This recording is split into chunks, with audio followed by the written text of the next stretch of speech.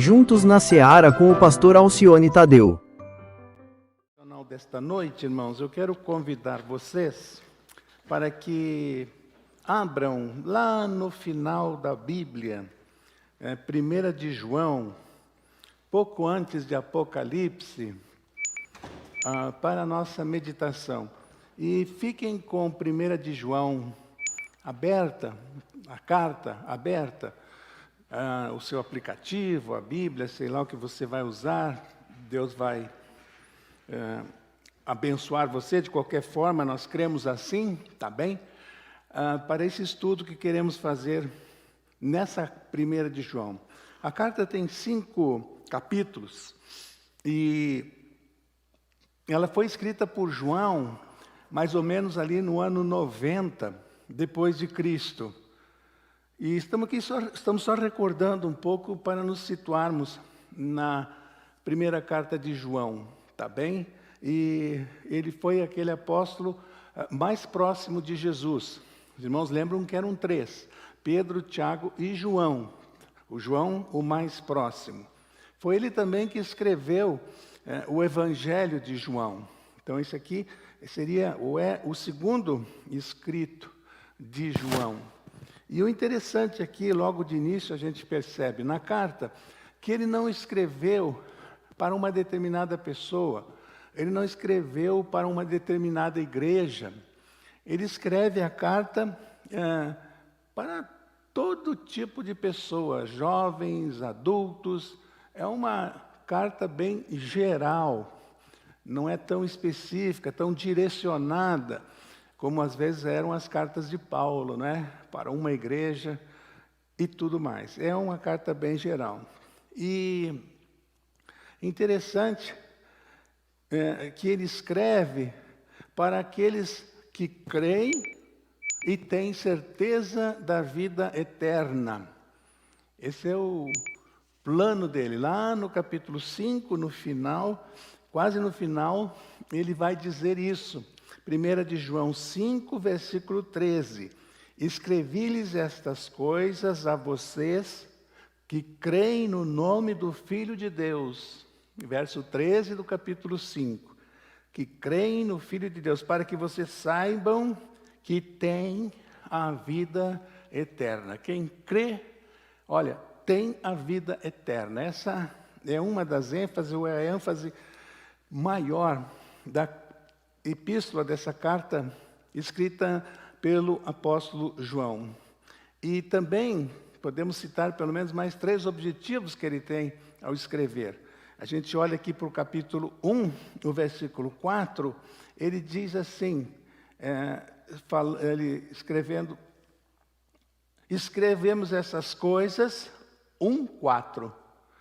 Eu estou escrevendo essas coisas para que a nossa alegria seja completa. Então, que a alegria dele, a alegria da igreja, ou daqueles irmãos que lessem, daquelas pessoas que lessem, fosse completa, né? E agora, essa é uma palavra introdutória, e agora vamos para uma outra parte da nossa devocional nessa noite, que é a seguinte.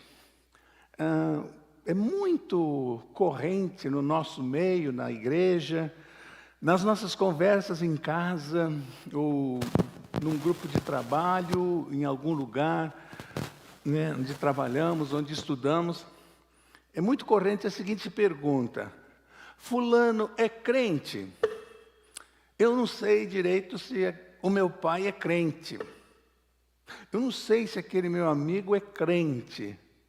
Já está há tanto tempo na igreja, aquela irmã, ela é crente? Como é que a gente pode saber se uma pessoa é crente? É muito complicado, porque isso tem a ver com o íntimo da pessoa, com a vida espiritual da pessoa, do relacionamento da pessoa com Deus. E nós não somos oniscientes, graças a Deus por isso, não é? Para sabermos, entrarmos na mente, na vida, no coração da pessoa, nosso parente, ou que está frequentando os cultos da igreja, para dizermos é crente, não é? Não é crente. Isso não é coisa de crente. Já ouviram essa palavra? Crente não faz isso, né? Como crente, ele não poderia fazer isso. Então, é difícil a gente dizer que tal pessoa é crente, que tal senhora não é crente, que tal jovem não é crente, que aquela moça ali é crente. Nós não temos autoridade para falar assim. Não podemos fazer esse julgamento. Não nos cabe isso. Isso é uma questão individual de cada um com Deus.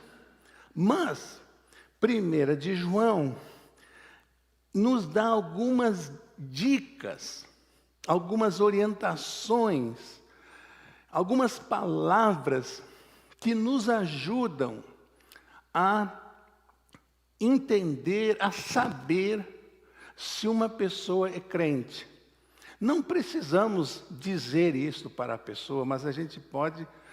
Primeiro a gente tem que usar essas afirmativas de 1 de João para nós.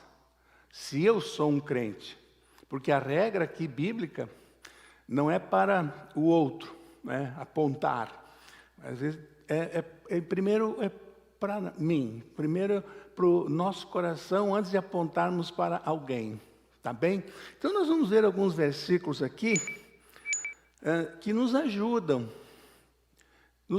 e até para ajudarmos uma pessoa e também para olharmos para a nossa vida. O texto é um espelho, né? A gente olhar esse espelho essa noite e ajudar na nossa edificação espiritual. Então, a primeira afirmativa que João faz, ele diz que quando uma pessoa é crente, um crente, ele confessa os seus pecados. Capítulo 1, versículo de número 9, bem conhecido o texto. Se confessarmos os nossos pecados, Ele é fiel e justo para nos perdoar os nossos pecados e nos purificar de toda a injustiça. Confessa. Crente não aguenta, não acumula, não suporta, não armazena no coração, na sua mente, pecado. E se teve uma experiência real de conversão a Jesus Cristo, tem o Espírito Santo, e o Espírito Santo mostra o pecado. E essa questão é muito interessante do erro, né, do ser humano, o pecado, que aquele homem, eu sempre lembro disso, aquele homem lá na cruz que estava morrendo, um blasfema de Jesus, se tu és o Cristo, desce e tira-nos daqui também. Um diz isso. O outro que diz para Jesus, nós merecemos, fala ali para os dois, né, Jesus e o outro, nós merecemos estar aqui nesse lugar porque os nossos feitos nos trouxeram para a cruz. Então, não temos notícia que aquele homem visitava a igreja, que aquele homem era religioso, tinha alguma religião. Mas ele tinha consciência do errado, daquilo que ele tinha feito a vida toda de forma errada. Então, quanto mais aquele que tem o Espírito Santo, não tem como armazenar no coração pecado. Confessa. Se confessarmos, tem esse C aí na frente, né? Que nos convida a fazer isso. Então, um crente é incomodado pelo pecado. O pecado não faz bem para o crente. Ele não quer fazer mais. Ele não tem prazer naquilo que não agrada a Deus. E ele sabe o que não agrada a Deus. Um outro detalhe, irmãos. Vamos ler 2:4. Vira a página aí da sua Bíblia, capítulo 2, e nós vamos ver, ou nem precisa, né? De repente, capítulo 1 é tão pequeno, mas no capítulo 2, o versículo 4, diz assim: aquele que diz, eu o conheço, mas não obedece os seus mandamentos, é mentiroso, e a verdade não está nele. Quem tem Jesus, um crente, guarda, procura guardar os mandamentos. Quais são os mandamentos? Aqueles 10 mandamentos. Está lá em Êxodo 20. De repente a gente precisava escrever em um papel, né, e colocar na geladeira, em casa, em cima da nossa mesa, no escritório, né, os 10 mandamentos. Às vezes nós estamos com 15 anos de igreja, 20 anos de crente e não sabemos recitar os 10 mandamentos. Pois bem, aqui o texto está dizendo que o crente em Jesus, ele procura guardar ali os 10 mandamentos. Né? Só para lembrar que os 2 primeiros mandamentos estão relacionados com Deus, eu e Deus. Né? Não terás outros deuses, não se prostrará diante de outro Deus. E depois os outros 8 estão relacionados com o meu próximo. Não matarás, não furtarás, honra pai e mãe. Muito lindo isso. Guarda, tem prazer nos mandamentos de Deus. Quer decorar, quer seguir os mandamentos do Senhor Deus. Aquele que diz, eu o conheço, mas não obedece os seus mandamentos, é mentiroso. Aí você vai dizer, mas pastor, não dá para cumprir os 10 mandamentos. É complicado. Eu não sei como é que Deus escreveu e deu lá para Moisés esses 10 mandamentos. Não tem como. Eu tento, eu não consigo.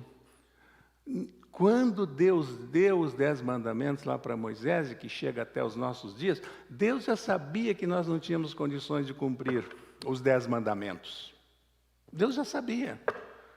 Por isso é que Ele mandou Jesus a esse mundo, que cumpriu os 10 mandamentos e que morreu numa cruz por nós, que vivemos quebrando os 10 mandamentos, e se tornou então o nosso defensor, o nosso salvador, diante do tribunal de Deus. Jesus, aí Ele ressuscita, ascende aos céus, e temos agora o Espírito Santo que vai trabalhar dentro de nós. Paulo vai dizer aos Coríntios que nós somos templo, morada do Espírito Santo. E então o Espírito Santo vai me ajudar a guardar os 10 mandamentos, porque na minha força, no meu pensamento positivo, eu não consigo. Ninguém consegue. Só com a ajuda do Espírito Santo. Então guarda os mandamentos, não é? Com a ajuda do Espírito Santo. Olha mais embaixo aí no capítulo 2 ainda, irmão. Se você quiser, vai assinalando aí. Muitos irmãos aqui na igreja agora estão anotando, né, os estudos na escola bíblica, as mensagens de domingo. E isso é muito bom para a gente fixar, guardar melhor, né, a palavra. Além de ouvir, escrever a palavra. Aquilo que nós estamos estudando. Olha 2:10, meu irmão. 2:10. E a gente vai ver uma outra qualidade de alguém que se diz um crente, que se pode chamar de crente. Quem ama o seu irmão permanece na luz e nele não há causa de tropeço. O crente ama e demonstra o amor pelo irmão. Vocês sabem, eu sei, o quanto é complicado a gente amar como Jesus amava, né? Jesus amava de várias maneiras. Jesus amava curando, Jesus amava ouvindo, Jesus amava na comunhão. E a gente fica olhando para esse modelo de Jesus e mais uma vez a gente vê o quanto é difícil a gente amar. Não é natural na gente amar. Uns amam com mais facilidade e demonstrar amor. Mas o texto está dizendo aqui, versículo 10, 2:10 de 1 João. Quem ama seu irmão, olha lá, permanece na luz e nele não há causa de tropeço. Aquela ideia de Jesus lá, de tropeço, causar escândalo, né? Escandalizar os irmãos, o irmão mais fraco, o irmão novo convertido. Então, E o apóstolo Paulo, a palavra de Deus, já sabendo, diz lá, né? Suportai-vos uns aos outros. Então a gente precisa realmente da unção de Deus, da ajuda de Deus, para ser pelo menos parecido com o Senhor Jesus. Quem ama, demonstra, é uma marca de que é um discípulo do Senhor Jesus. Ainda aqui nesse capítulo 2, irmãos, vamos descer mais uns versículos e chegar no versículo 15, onde João diz assim: não amem o mundo, nem o que nele há. Se alguém ama o mundo, o amor do Pai não está nele. Não amar o mundo é um sinal de que a pessoa é crente. Quando Jesus disse lá para Nicodemos, né, porque Deus amou o mundo de tal maneira, ali a palavra mundo quer dizer vidas, pessoas, almas. Essa é uma palavra para mundo na Bíblia. Porque Deus amou pessoas, o mundo, de tal maneira que deu. Agora aqui em João, quando ele diz aqui, não amem o mundo nem o que nele há, não são as pessoas. Aqui, João está falando no original, não amem as coisas que esse mundo tem, os prazeres desse mundo, o materialismo desse mundo, aquilo que a gente está vendo, a glutonaria, a bebedeira. O crente não ama essas coisas. O crente não ama essas alegrias falsas que as pessoas sem Deus procuram, andam atrás e quando encontram, manifestam, não é? Então é nesse sentido aqui, esse mundo com as suas ofertas aí, com o materialismo, é nesse sentido que João está falando aqui, né? Pessoas que amam mais coisas materiais, o seu patrimônio às vezes, do que a Deus. O crente coloca tudo à disposição de Deus. Tudo é de Deus. E o crente é um mordomo. Então, cuida, mas não se apega. Não se apega, né? É engraçado que a gente fala, a minha casa, né? O meu carro, o meu sítio. A gente fica com essas expressões quando estamos em grupo, estamos conversando, o meu. E, na verdade, é tudo do banco, né, irmãos? A maioria, quem não pagou o carro ainda, quem não pagou a casa ainda. Né? Então, a gente tem que dizer assim, a casa do banco que eu uso fica em tal endereço, né? O banco tem uma casa, né, na cidade tal que eu uso, ainda é do banco. Esse negócio do meu, eu tenho, é bem vazio. Versículo 15 nos faz essa reflexão, né? Então, para amarmos as coisas de Deus, as coisas do Senhor, e não as coisas do mundo que são passageiras, que são onde a traça e a ferrugem corrompem, né? Como Jesus deixou bem claro. Muito bem. Vamos virar a página para o capítulo 3 agora. Vamos ver uma quinta colocação que João faz aqui. Capítulo 3, no versículo de número 9. Vamos ver o que ele diz. Todo aquele que é nascido de Deus não pratica o pecado, porque a semente de Deus permanece nele, e ele não pode estar no pecado. Isso tem muito a ver com o que nós falamos no início, né? Confessa o seu pecado. Mas aqui ele vai mais longe. Ele não pode estar em pecado porque é nascido de Deus. A palavra de Deus está dizendo aqui, irmãos, que o crente não vive pecando. Deus me perdoa. Cito até um versículo bíblico, né? Onde abundou o pecado, superabundou a graça, pastor. É graça sobre graça. Então brincam com a sua vida espiritual e continuam ali na prática daquele pecado, desagradando a Deus. Então o texto está dizendo aqui que uma pessoa crente, ela não vive pecando, como já falamos. Ela confessa, ela quer se ver livre, ela quer ter a vitória, ela quer subir um degrau, não é? Na sua estatura de varão perfeito. E o mais interessante ainda, o sexto ponto aqui de João, que a gente ainda quer mencionar, está no capítulo 5, vamos ver o que ele diz no versículo 4 de 1 de João. O verso 4 do capítulo 5. O que é nascido de Deus vence o mundo. E essa é a vitória que vence o mundo, a nossa fé. O que a palavra está dizendo aqui, irmãos? Que o crente tem condições de ter vitórias sobre o mundo. Isso que nós acabamos de falar. Os prazeres, os oferecimentos, as oportunidades que o mundo aí está nos colocando diante de nós. Então, temos vitória sobre o pecado.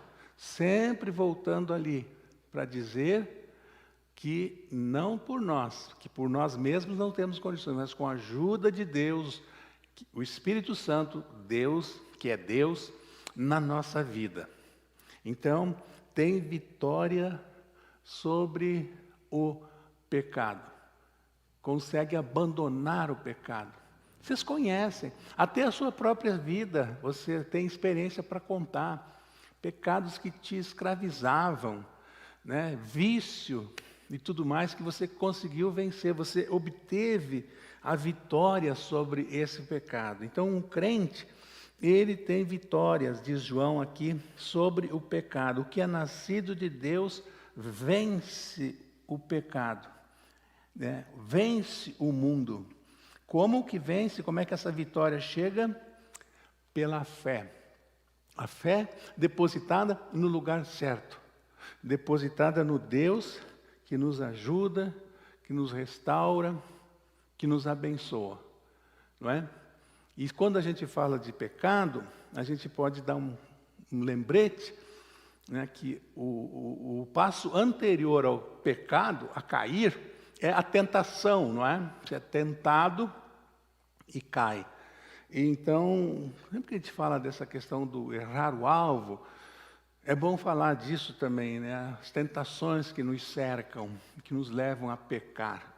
Na verdade, o que é uma tentação, né, irmãos?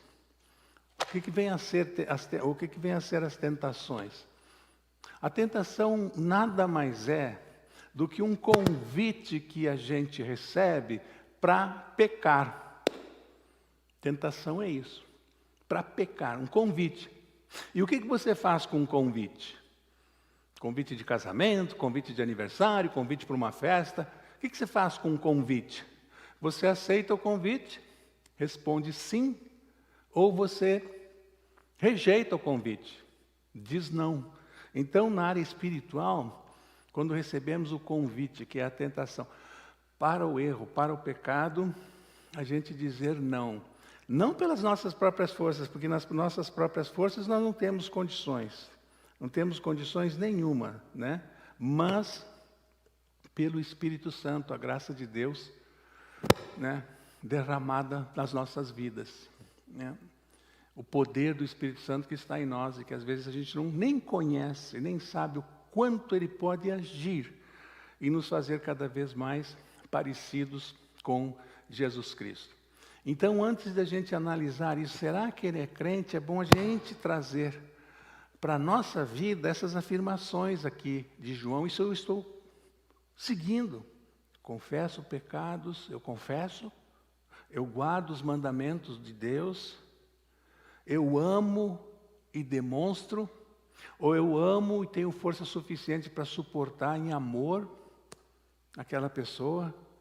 Eu amo as coisas de Deus e desprezo as coisas do mundo. Eu não vivo, eu não sou escravo de um pecado ou de pecados. Eu tenho vitórias sobre o pecado. Então, antes de a gente olhar ao nosso redor para ver se tem alguém com essas qualidades aqui, vamos dizer, espirituais que João coloca, olharmos para a nossa vida. E que Deus nos ajude, né, irmãos? E que Deus nos abençoe, nos ajude na nossa vida cristã, a ficarmos cada dia mais parecidos com o Senhor Jesus. Tá bem? Abaixe a sua cabeça, vamos tirar um tempo agora para a oração. Tá bem? Para a oração. Agora cantamos, meditamos na palavra, vamos falar com o nosso Deus. Ele tem prazer, Ele está de ouvidos abertos, olhos abertos, para nos ver e para ouvir as nossas orações. Deus amado, nós te agradecemos, Pai, por esse momento, meditando na Tua palavra aqui. O quanto a Tua palavra, Senhor Deus, é maravilhosa, ela nos edifica, ela faz bem para o nosso coração, ela nos fortalece, ela nos joga para o alto, Senhor Deus, ela nos leva para mais perto de Ti. Muito obrigado, ó Pai, por essa palavra. Que Tu possas, ó Deus, estar nos ajudando, Pai, na prática da Tua palavra, Senhor Deus. Como precisamos disso, como precisamos.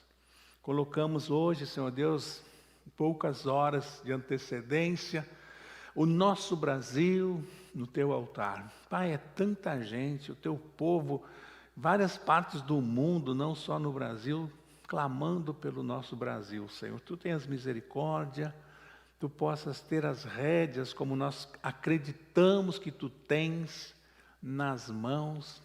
Tenha misericórdia do Brasil, Pai. Nós sabemos muita coisa errada, Senhor, muito afastamento de Ti, muito distanciamento de Ti, milhares e milhares que não Te adoram, Senhor, não Te buscam. Mas como igreja, Senhor, nós clamamos que Tu tenhas misericórdia do Brasil, Pai. Nós nos juntamos à irmã Dorothy no seu motivo de oração, Pai. Lembramos nesse instante também do Joseph, esse sobrinho do irmão Luiz, que sofreu esse acidente e que está sofrendo tanto. Precisa de um milagre, Senhor. Precisa de um milagre. Tu possas visitar esse jovem, aonde ele estiver, no hospital agora, abençoar a mão dos médicos, abençoar a medicação. Senhor Deus, conforta o coração do irmão Luiz, da irmã Zaira, que eles possam, que a irmã Zaira e o irmão Luiz, sentirem o Teu consolo, sentirem a Tua bênção, nessa hora difícil pela qual a família está passando, Senhor, com esse sobrinho que se acidentou, Pai. Tem misericórdia. Eu lembro aqui, Senhor Deus, também, como pastor, como irmão carnal, do meu irmão Carlos, ó Deus, como ele está sofrendo, Pai, como ele precisa de uma intervenção Tua, da Tua ajuda ali naquelas dores, na medicação, Senhor Deus, no tratamento, naquele deslocamento que ele tem que fazer para o hospital, para o tratamento, Senhor Deus, toda semana. Fortalece a fé dele, Senhor, ajuda ele com a Tua mão de poder, Senhor. Visita o Carlos. Quero Te pedir agora, Senhor, por salvação de almas na nossa igreja. Obrigado porque tantas pessoas têm vindo, tantas pessoas têm participado dos cultos, ó Deus. Dá-nos a unção, dá-nos a direção, para que através do nosso aperto de mão, através dos nossos louvores, através da pregação da palavra, as pessoas aceitem Jesus como Salvador, Pai. E logo, logo nós tenhamos um grupo grande, Pai, mais uma vez, de pessoas que desejam o batismo, confessar publicamente a sua salvação em Jesus Cristo. Ó Senhor, esse é o nosso desejo. Sabemos que é o Teu desejo também, mas precisamos da Tua ajuda. Nós falamos contigo no precioso nome de Jesus, Pai. Amém, Senhor. Amém.